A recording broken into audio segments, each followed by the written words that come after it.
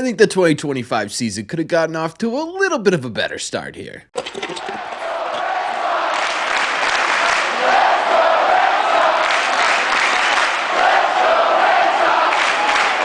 What is going on, everybody? Welcome back to Red Sea Radio. My name is Corbin, and thank you very much for clicking on this video. Ladies and gentlemen, the Boston Red Sox wrapped up their very first series of the 2025 season.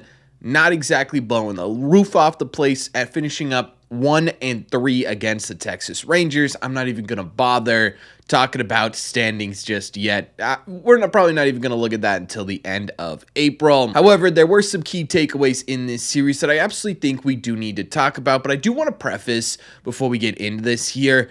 I simply cannot get myself to make any grand assumptions about who a team is going to be 4 games into a regular season. And I got to be honest with you, if you're doing that right now and you're sitting there and you are assuming what the Red Sox are going to look like the entire year based off of these 4 games, I'll be honest, I think you're entirely and totally wrong. Just my opinion. You guys are entitled to whatever opinion you guys want, but I just think it's way too early for anyone to sit here and say that this team is going to look like something based on what happened in this series. But that doesn't mean we can't take key things away. And I think the most gigantic takeaway from this series is that the Red Sox offense is dead cold right now. Talking about the offense, there were some highlights, at least in this series, that we can take away, and one of them is Triston Campbell, who, by the way, kind of sidebar here, is apparently in deep talks with the Boston Red Sox about a potential extension, so we'll keep an eye on that. I'm especially going to start keeping an eye on that come opening weekend this weekend, but feels like that could be right around the corner, which would be absolutely fantastic, because right now he looks like he is more than ready for Major League Baseball, despite kind of a, I don't know, how did Tony say it? A nerve-wracking first game. Outside of his first game, and even with his first game, he was 6 for 14 in this series. He looks absolutely fantastic at the plate. A home run, multiple doubles, a few RBIs. He was putting on a show there in Arlington, Texas. Again, way too early to make assumptions about a season, but a really good first impression. And obviously, the other person who did really well is actually someone else we've already talked about, I think in yesterday's or Saturday's video. Can't remember specifically, but it's Wilyer Abreu. Wilyer Abreu was the series SVP. If we're giving awards for the second place team, he was unbelievable. Ended up getting intentionally walked for the first time this season in this series. That's how good he was. He went 7 for 10 with 5 strikeouts and 0 walks. Again, you talk about what he did in this series. It was home runs, it was doubles, it was singles, it was stolen bases, it was good catches, great reads on baseballs in the outfield. He was quite literally doing it all for this Red Sox team. However, unfortunately, I think the biggest takeaway people have is not that both these dudes are starting the year white hot. It's that everyone else is starting the year. What's the opposite of white hot?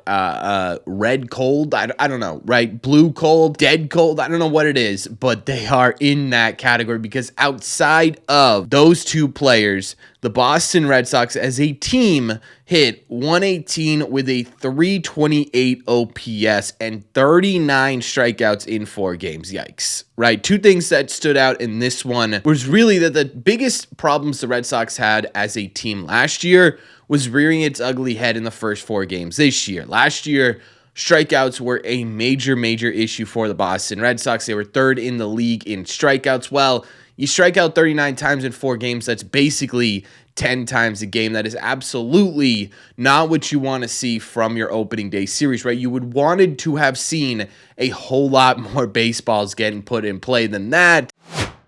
The other thing that stood out, and that was a problem last year, was their ability to score with runners in scoring position. This series, the Boston Red Sox were just 6 for 41 with runners in scoring position. That is a 146 batting average in scoring opportunities. And again, yes, Rafael is at the forefront of that, right? He's at the forefront of the strikeouts. He's at the forefront of not being able to hit with runners in scoring position.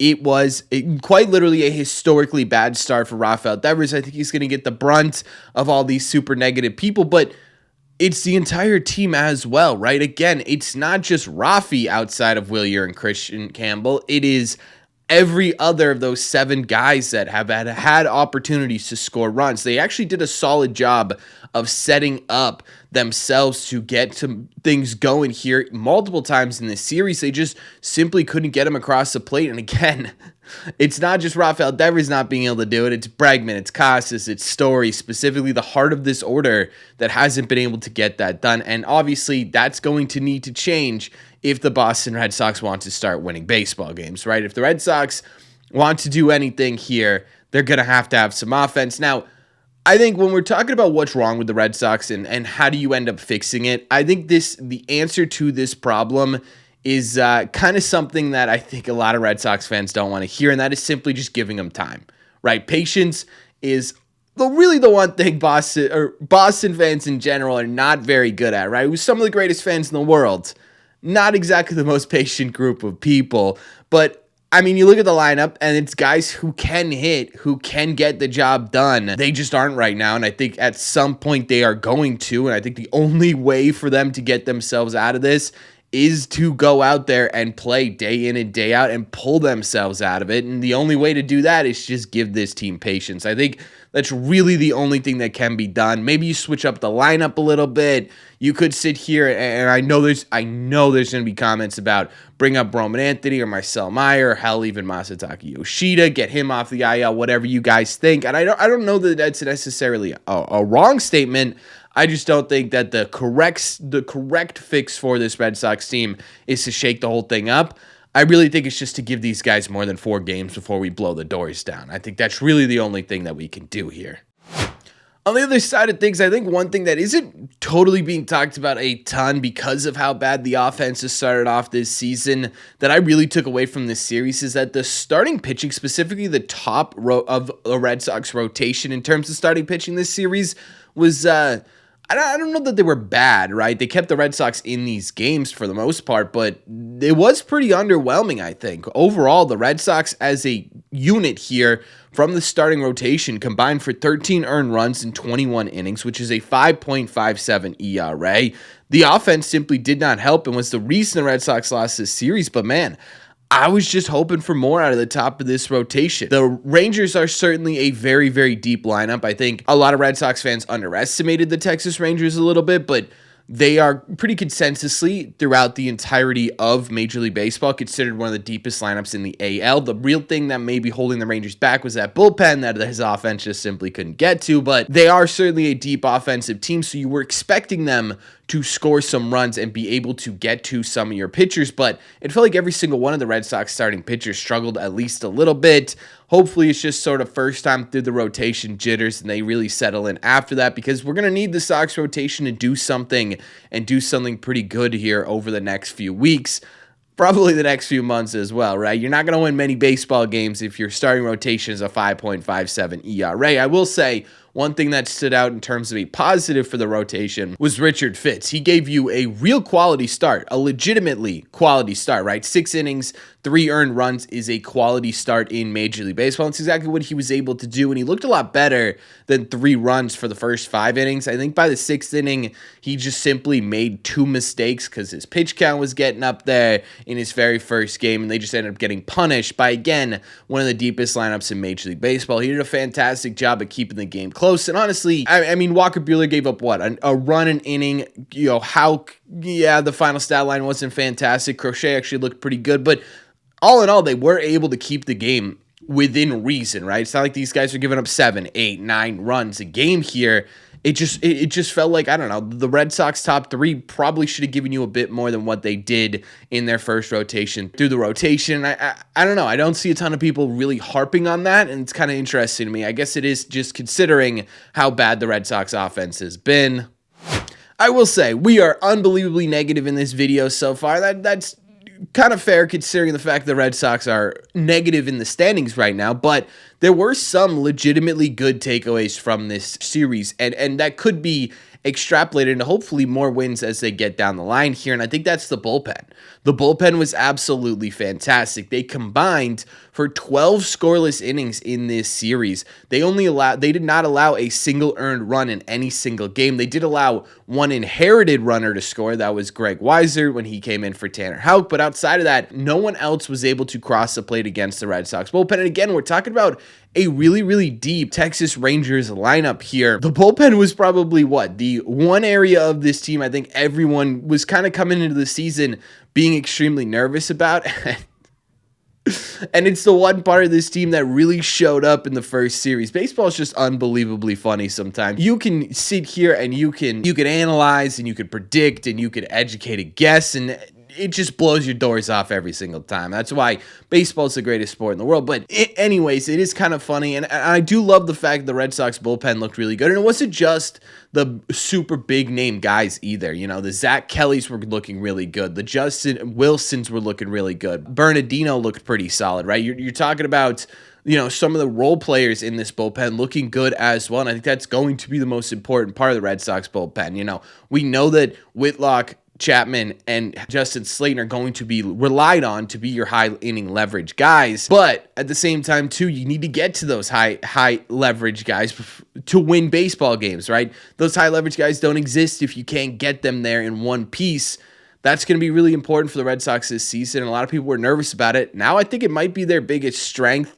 I also want to point out the defense in this series. It was absolutely fantastic as well. There was one error. It was Carlos Narvaez on a catcher interference, which he immediately got rid of with a back pick on Jock Peterson. It was quite literally, oh, you're going to get catcher's interference? Okay, I'm going to back pick you 2 pitches later, and that's not going to count at all. Outside of that, the Red Sox were incredibly clean defensively. There were some diving plays that didn't get made. Okay, whatever, right? You're not going to make every diving play, but the routine ones, every single one of those was made. Even the sort of above routine ones, right? Those step above. Maybe it's not Sports Center top 10 highlight, but it's a really solid play. We're getting made on the regular, and I think that's an incredible feeling. And you know what? At the end of the day, good defense will eventually lead to you winning games, just as last year, bad defense eventually led to them losing games, right?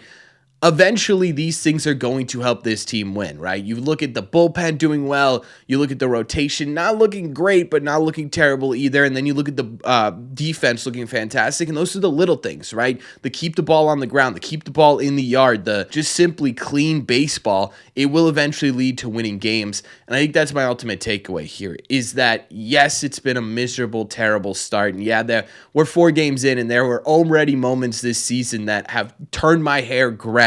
Right? By the end of it, I'm going to look like the doctor from Back to the Future, but it's 4 games, right? It's 4 singular games. You have 158 games left to go. There is only so many assumptions you can make about a team after 4 singular games. In 2021, the Boston Red Sox were swept by the Baltimore Orioles to start off their season. They ended up 2 games away from a World Series, right? That's what we're kind of talking about here. You lose 3 games in a row. Okay, that sucks. Pick yourselves up, get yourselves right, and let's go into Baltimore and let's fight a little bit, right? Let's come back home at least 500 or close to 500. Maybe 3 and 4 would be fantastic, I think, at this point. Let's get there, and then we'll see what happens. I simply cannot sit here and be incredibly mad about it. I can't be incredibly angry about this season so far. It's less than a week of Red Sox baseball. There is so much time for them to figure themselves out and get right. And that doesn't mean that they have a ton of time, right? They can't take 20 games to figure themselves out, but they can certainly take 4 games to get themselves right at the plate. And now it's go time, right? Now you take a leap. Now you say, okay, that sucked. We're not doing that again. Let's be the offense that we need to be to get this job done. Let's be that starting rotation that we need to be to get that job done. So we'll see, right? We'll see what kind of happens here. Again, like I said at the beginning, dude, like straight up, if you are making legitimate season-long interpretations of the first 4 games of the season, you're just flat out wrong. That's it, right? You're just flat out wrong. A lot of teams start a season one way and end a season completely differently, and there's a whole lot of stuff in between there. So let's not burn this place down before the season even really gets going. Still so much time left, but that's just my opinion. So let me know in the comment section down below. I'm sure you guys have different reactions to this series than I did. So let me know what you think. What's the good? What's the bad? And what are your key takeaways from the first series of the Red Sox season? As always, if you made it to the end of this video, do me a favor. Make sure you guys have hit that subscribe button if you haven't already. If you're new here, we talk Red Sox content almost every single day. Also, make sure you guys have hit the like button on this video as well. It just simply helps out a ton. It's the best way to let me know you're enjoying the content. Don't forget, if you guys want to listen instead of watch these episodes, all you got to do is head over to your favorite podcasting app and look up Red Seat Radio. Thank you all very much for clicking on this one, and I will see you in the Red Seats.